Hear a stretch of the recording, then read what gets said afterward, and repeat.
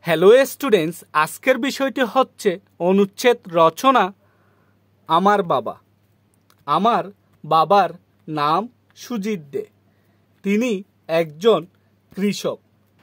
তিনি অন্য লোকের জমিতে কাজ করেন।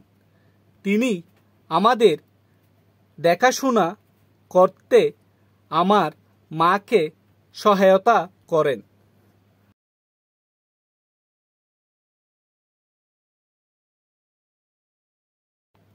তিনি আমাদের জন্য খাবার ও রান্না করেন।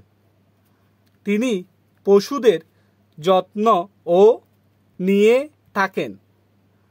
প্রিয় শিক্ষার্থীরা, আজকে এতটুকু। যদি কেউ আমার চ্যানেলে নতুন হয়ে থাকেন, সাবস্ক্রাইব করে পাশে থাকবেন। যারা আগে থেকেই সাবস্ক্রাইব করেছেন তারাও পাশে থাকবেন। ধন্যবাদ।